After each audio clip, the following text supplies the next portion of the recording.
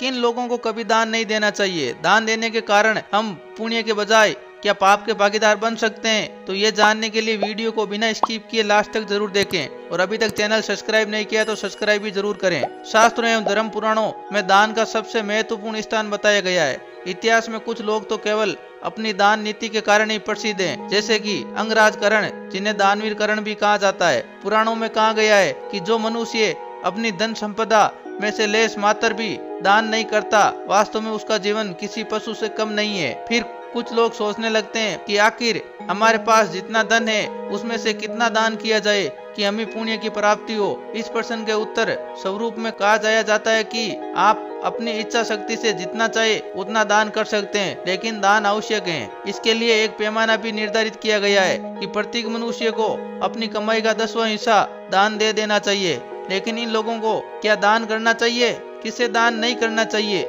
ये कुछ ऐसे प्रश्न है जो हर सामान्य दानी मनुष्य के जहन में आते हैं और आज हम इन्हीं प्रश्नों का उत्तर जानने का प्रयास करेंगे। क्या दान करना चाहिए? वास्तव में दान करने के लिए कोई सीमा निर्धारित नहीं की गई है। आपकी जो भी इच्छा हो आप वह वस्तु दान कर सकते हैं। लेकिन यदि सर्वोत्तम दान धर्म की बात की जाए तो सर्वप्रथम मनुष्य को भोजन दान में देना चाहिए।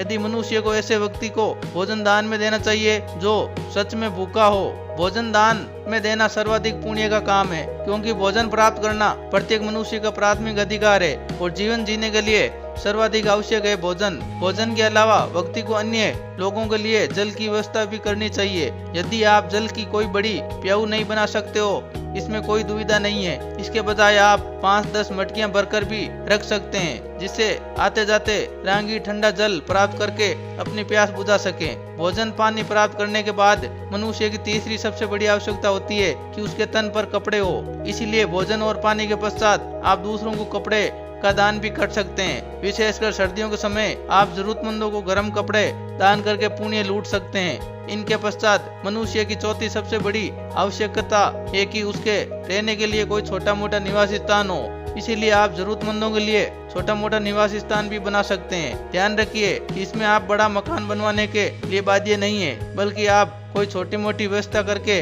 कोई बढ़िया झोंपड़ी भी तैयार करवा सकते हैं। इसके पश्चात सर्वाधिक महत्वपूर्ण दान गाय का बताया गया है, यानी कि आप किसी जरूरतमंद को गाय दान स्वरूप में दे सकते हैं। गाय दान देने से वे व्यक्ति संपूर्ण सुविधाओं को प्राप्त कर सकता है और दूध दही संबंधी अपनी समस्याएं दूर भी कर सकता है। इसके अलावा गाय के खाद से वे कुछ फसलें भी उगा सकता है। इन सभी वस्तुओं के अलावा यदि आप समर्थ हैं तो आप पैसे और सोना चांदी भी दान स्वरूप लोगों को बांट सकते हैं। हालांकि पैसे और सोना चांदी बांटने वाले लोग बेहद दुर्लभ हैं। शास्त्रों में बताया गया है कि जो व्यक्ति इन सभी वस्तुओं का दान करता है उसे अपनी मृत्यु के समय मोक्ष की प्राप्ति अन्यनाश ही हो जाती है। वैसा ही हम सभी जानते हैं कि दान और हरि भक्ति मोक्ष का सीधा रास्ता है और प्रत्येक मनुष्य इसे प्राप्त कर सकता है। अब किससे दान नहीं देना चाहिए? कुछ लोग समर्थ होते हैं और खूब दान करते हैं, लेकिन फिर भी उन्हें उस दान का कोई भी उचित फल प्राप्त नहीं होता है और वे सोचने लगते हैं कि आखिर इतना दान पुण्य करने के पश्चात भी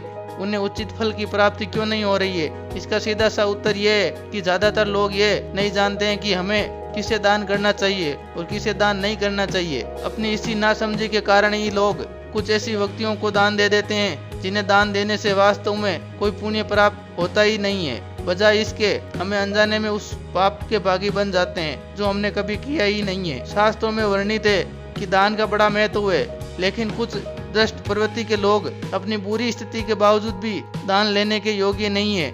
इसीलिए आप ध्यान रखिए कि आपको इस प्रकार के लोगों को दान नहीं देना चाहिए। जो व्यक्ति अपने व्रत और संकल्प बार बार तोड़ता हो, जो व्यक्ति पापी हो, जीव हत्या करने से नहीं कतराता हो, जो शौक से मांसाहार का सेवन करता हो, जो व्यक्ति किसी का एहसान नहीं मानता हो, कृतज्ञ हो, जिसमें दूसरों की प्रति सम्मान की भावना नहीं हो, जो व्यक्ति चोरी करता हो और गाली गलौज करता हो, जो पाखंडी गुरु हो और भक्ति साधना के नाम पर कुछ अन्य क्रियाएं कर रहा हो, जो जैसे पैसे लेकर पूजा पाठ करता हो और पैसे लेकर धर्म उपदेश देता हो, वास्तव में यह सबसे बड़ा पाप माना गया है। जिसके अनुसार हर पेशेंट ढोंगी है जो पैसा लेकर धर्म उपदेश देता हो और लोगों को मूर्ख बनाने का कार्य करता हो। जो व्यक्ति ग्रस्त हो तथा उसकी पत्नी सक्षम हो, किसे दान करना चाहिए? दान केवल जरूरतमंद व्यक्ति को ही करना चाहिए। आप ऐसे लोगों को दान कीजिए जो भूखे रहने के लिए मजबूर है, जिन्हें एक वक्त का खाना भी नसीब नहीं होता है।